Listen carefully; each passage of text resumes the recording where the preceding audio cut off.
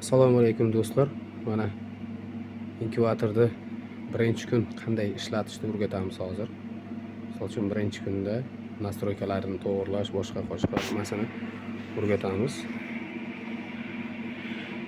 Tak, inkubatorni yoqqandan keyin misol uchun mana bu ikkita knopkani bir vaqtda mana bosib tursa, hozir mana 00 bo'ldi. Bu zavodskoy nastroykaga qaytdi bu. Mana 38 ga 60 gradus. 38 gradusga 60% namlik. Zavodskoy nastroykaga qaytdi. Hozir mana biz inkubatorda ishga tushirdik. Sababi xudo xolasa bugun tuxum qo'yamiz. Mana tuxumlar taxlayapmiz.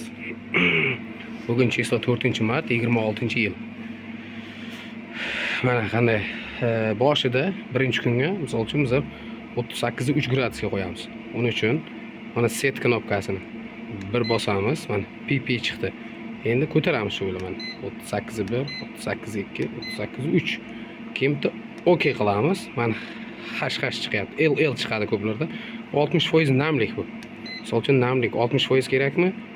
65% kerak ha. Misol uchun mana 65% ga mana tepa strelka knopkani bosib 65% ga qo'yamiz.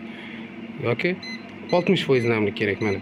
60% namlikka qo'yamiz. Mana keyin yana bitta OK qilamiz. Bo'ldi. 38 ga 3 ga 60% namlik bo'ldi. Bu hozir inkubatorda ichida namlik yuqori, sababi hozir qo'shdik inkubatorda gradus endi ko'taryapti. Mana bu ikkita chiroqcha, ikkita tent ishlayapti isitish uchun. Bu avarinniy signalizatsiya ishlayapti. Mana bizokda turibdi hozir bu. Bizok qanday qilinadi? Mana pastki strelkani bir bossa, misol uchun mana signalizatsiya ishlayapti. Sababi avarinniy signalizatsiyani ishlatganisi gradusing juda past namliging juda yuqori degan ma'noda signal beryapti. Buni bizok qilish uchun mana bitta bosib qo'yadi, pastga strelka knopkani bo'ldi. Bizok bo'ladi. Hozir endi bu o'zini to'g'rilab oladi.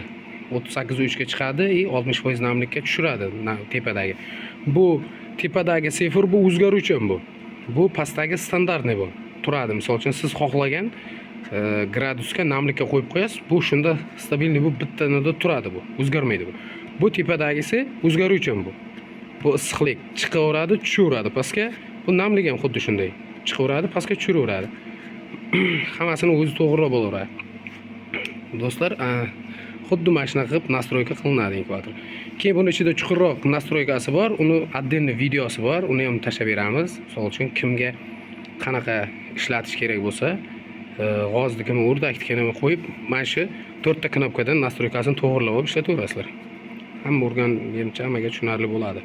Mana misol uchun yana bir marta qaytaraman. 38 ga 3 ga turibman. Setni bosgandan keyin mana markat qilyapti issiqlik.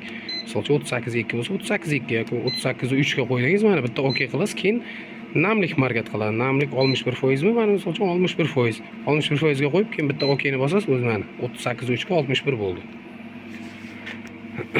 Videolarimiz foydali bo'layotgan bo'lsa, hammaga bitta like bosib, obuna bo'lib qo'yishni unutmangizlar. Agar kimlardir shunaqa inkubatorga qiziqadigan tanishlaringiz bo'lsa, shu videoni yuborib qo'yishlaringizni so'rayman. Avvalambor hammaga rahmat qo'llab-quvvatlab turgani uchun.